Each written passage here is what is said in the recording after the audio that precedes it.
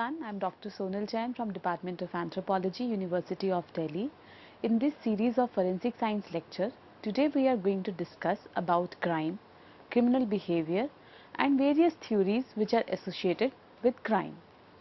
So if we go by the definition of crime, crime can be defined legally as well as non-legally.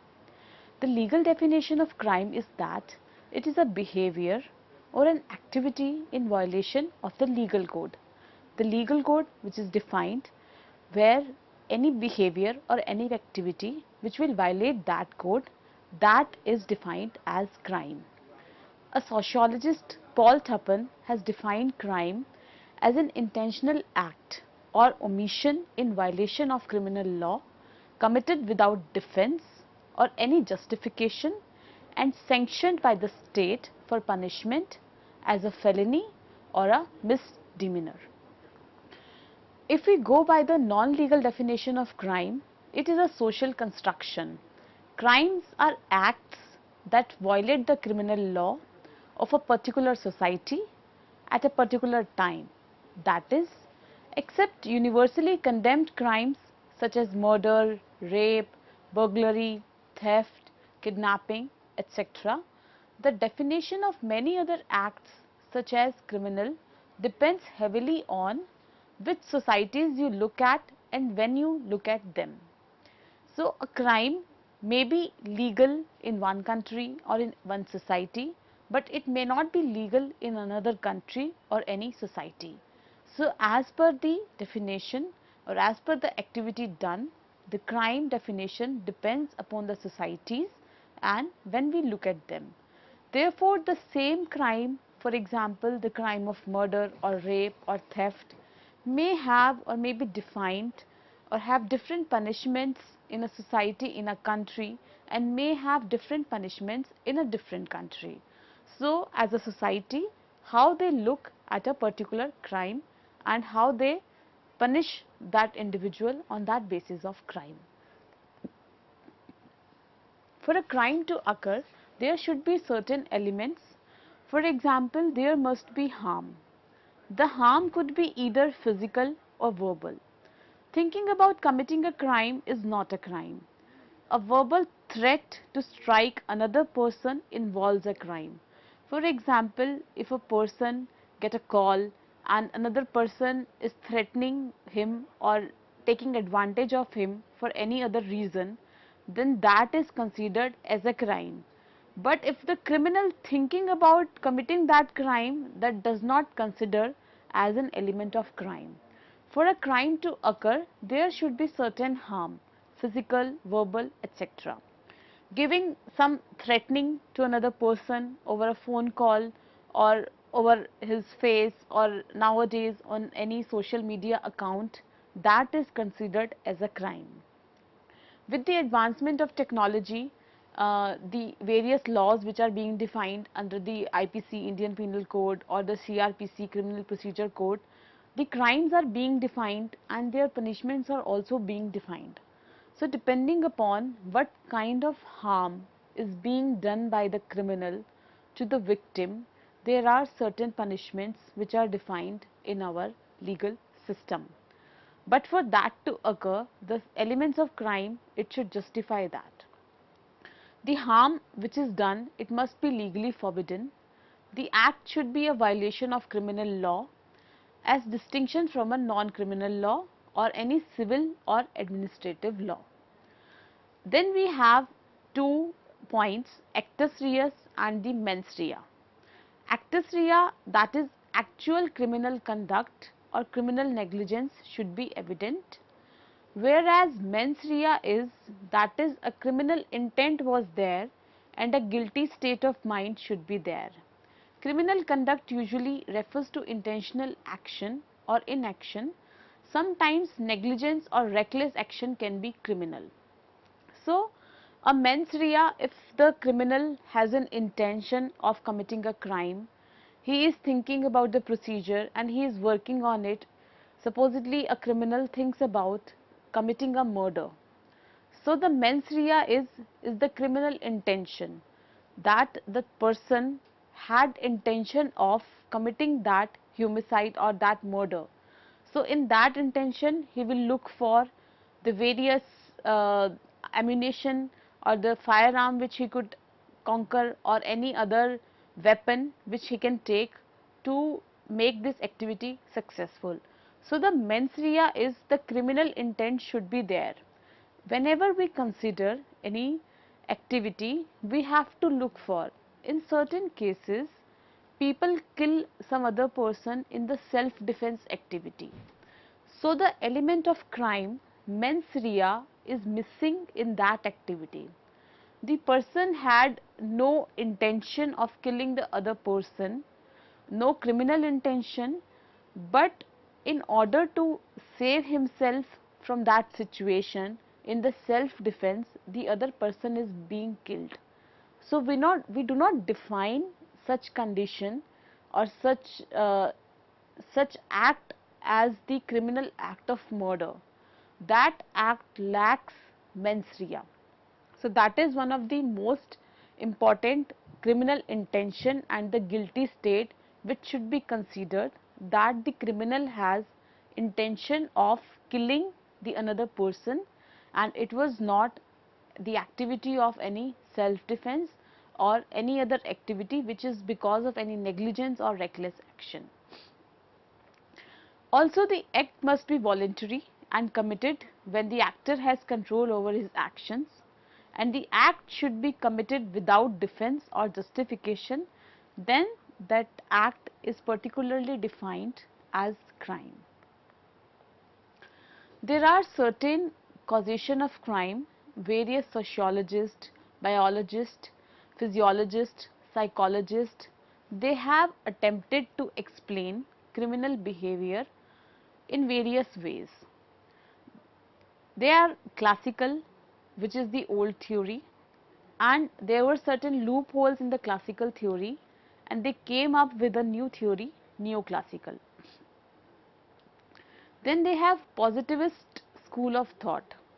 The positivist school of thought contained biological, genetic or hereditary theory, hormonal theory, modern biocriminology theory, psychological theory, sociological theory which contains strain, learning theory, social control theory, and the critical theories of labeling theory, conflict theory and radical theory.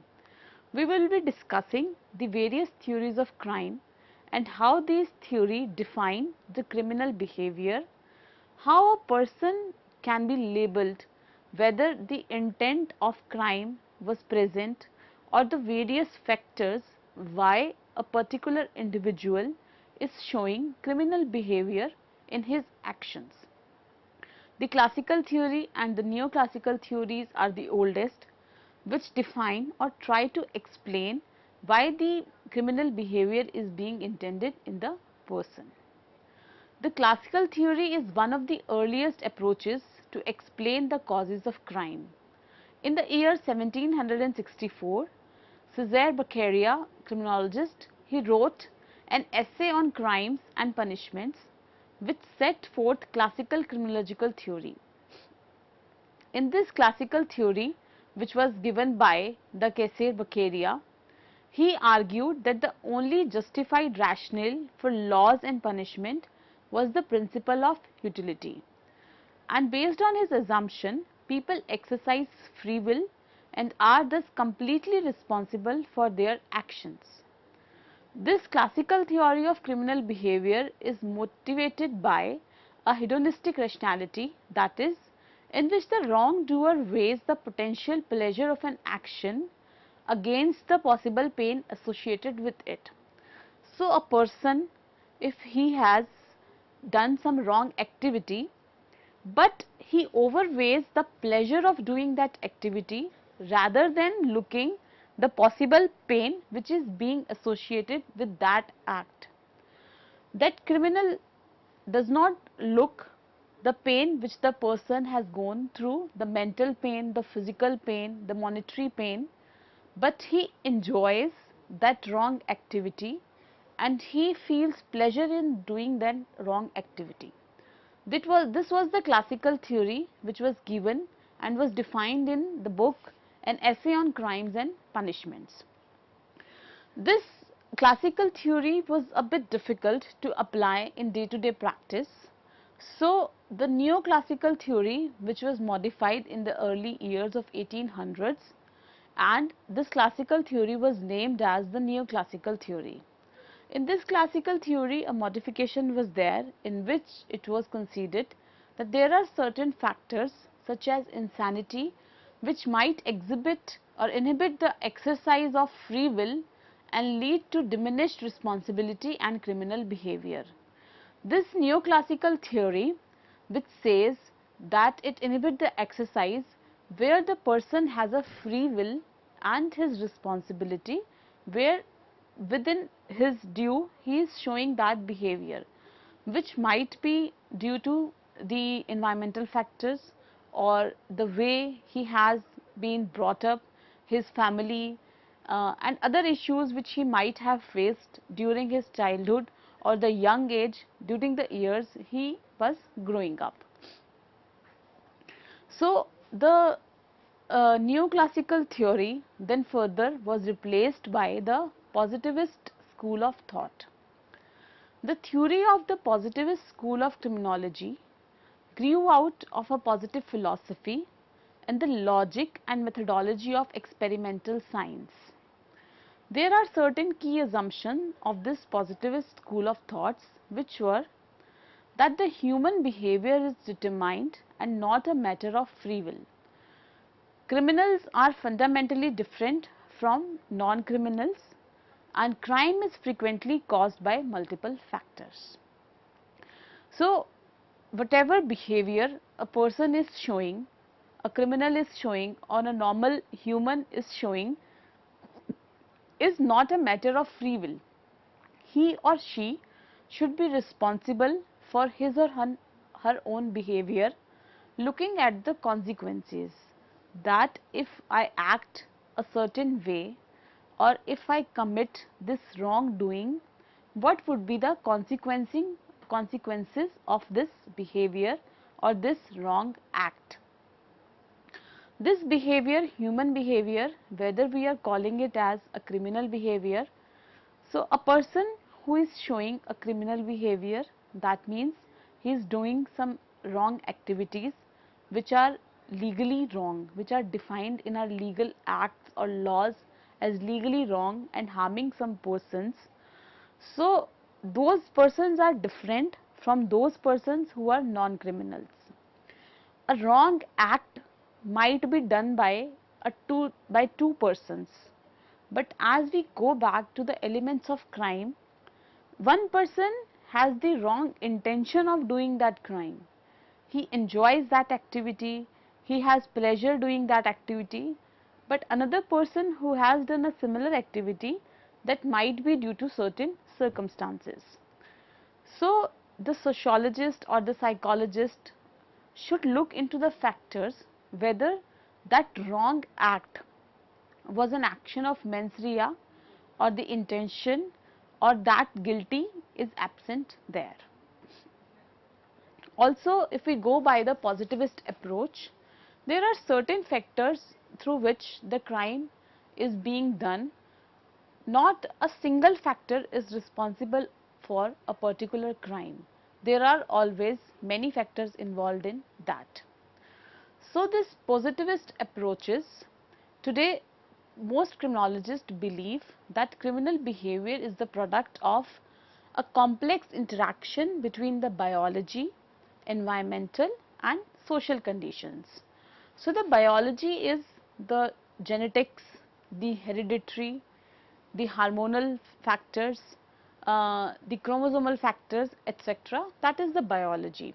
The environmental factors or the social conditions, how a person was being brought up, whether he had a family who had issues between them, he has always seen fights, and the environment in which he has grown up, the education that person has taken, the peer group in which he has spent his young adulthood. So, all these factors, they are responsible for the criminal behavior of a person. The biology or genetics, it gives an individual a predisposition to behave in a certain way. But the genetics or the hereditary factors are not the 100% showing or association of a criminal behavior. That might contribute to certain factors to show the criminal behavior of a person.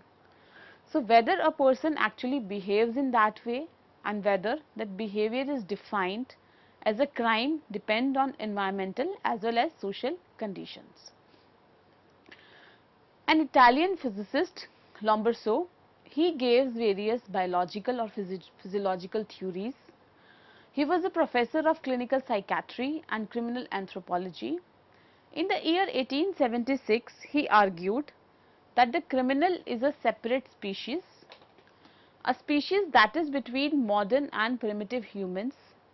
He argued that the physical shape of the head and face determine the born criminal.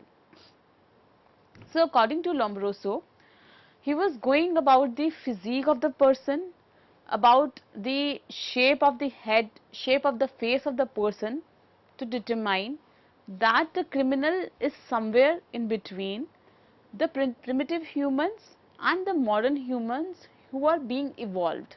So, he lies somewhere in between where the development of his organs or his brains is not properly developed, his physical shape is different. So, Lombroso gave this theory that a person can be determined as born criminal. These people were primitive and were unable to adopt to modern morality, and he called them atavists. This was Lombroso theory, the theory of physical criminal type or theory of born criminals. The atavist, we can also call them as the primitive genetic form. They say, the Lombroso said that they have asymmetrical face, large ears, excessively long arms, flattened nose, retreated forehead, insensibility to pain, eye defects, and they enjoy the pleasure of being someone in pain. Thank you.